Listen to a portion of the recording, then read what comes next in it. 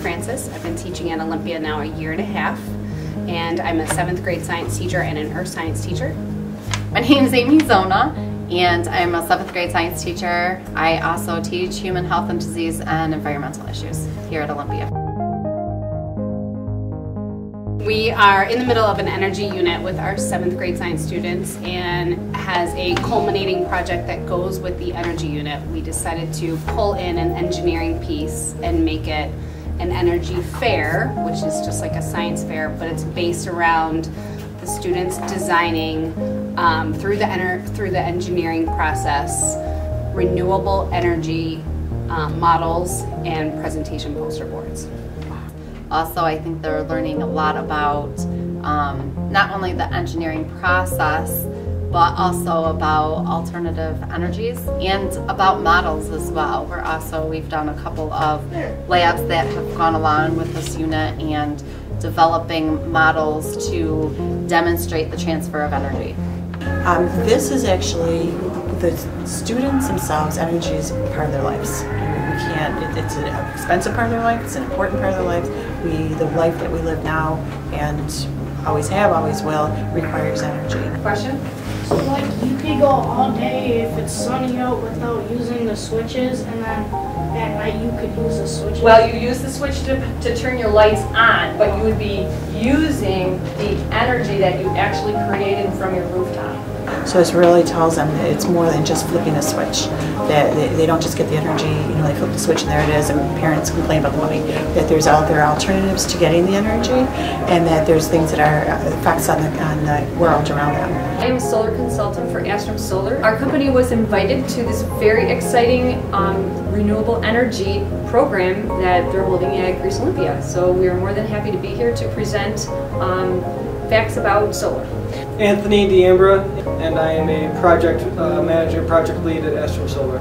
Just talking to some of the kids throughout the class, it sounds like they've got a lot of background knowledge. They've been doing some pretty good research. Had some great questions in regard to just what the panels are made of, and some of the more in-depth stuff with the financing and the leasing behind it. So they had definitely done some research. I'm seeing that a lot of children that are in these classes being presented by actual people that are coming from the field as they're getting more enthusiastic towards the project. So we had a handful of kids in each class that are participating in a solar project, and they had very good questions, so they're being educated firsthand. Those students are working on right now on their trifolds and their presentations, and I think that they really like it. They're working hard. They are coming up with very creative ways to demonstrate and to present their material about their energy source. It goes hydro, wind, then biomass, and the least use is solar. Down my board I have a pie chart of how it's all used. So my research is of hydropower. Out of all renewable energies, it is the most used. So we've just seen the research side of it. They have packets that takes them through step by step the engineering process and the research process. And some of their model designs that we've looked at already are really unique. We've asked them to kind of go out of the box and not just make what I call the turning Y windmill, but come up with something that you may not have even seen yet or isn't out there yet. So the solar energy comes and it reflects off of these and goes onto this. And then these, when this moves, it powers the turbine. It's supposed to spin. And then it powers the energy to like the factory or the house or whatever you're using it for, and makes electricity. And part of the reason we're having professionals in the field to come in is so kids can not only learn about the energy, but also see how they present their information, their facts. So the kids will be presenting their information, their facts next Thursday. So they're doing research.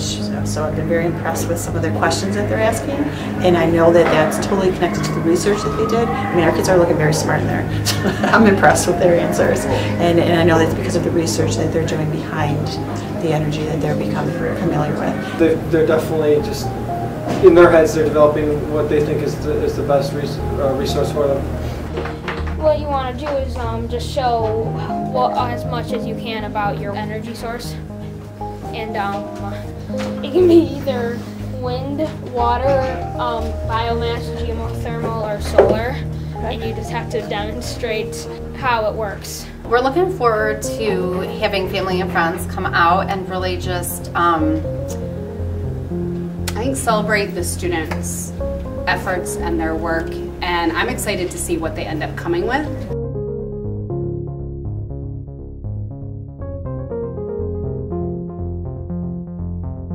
By 2030, they're expecting that wind energy is going to cover 40% of the total energy used in the U.S. This here is a model of some wood, okay? Going into hither. This is up. Hither? Yeah, this is something that burns, and then it makes steam, and steam goes in there, goes into like this turbine thing, and it spins, and then goes to the generator, then goes up to these electric wire things, goes through there and makes electricity. Bang! Mine is water tidal energy. This is how it works.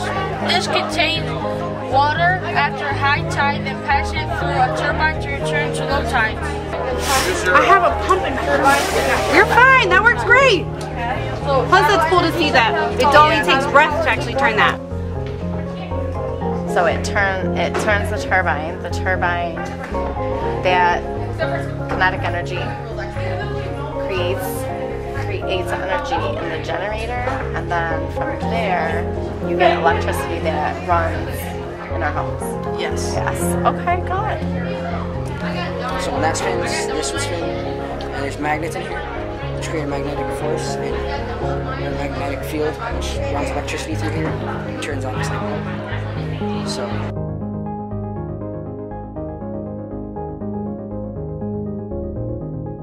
The projects here are extremely awesome because they're starting at such a young age, and then to go into their adulthood with the idea of being conservative is exactly what we need in our environment. So this is a very exciting time for the students at Olympia.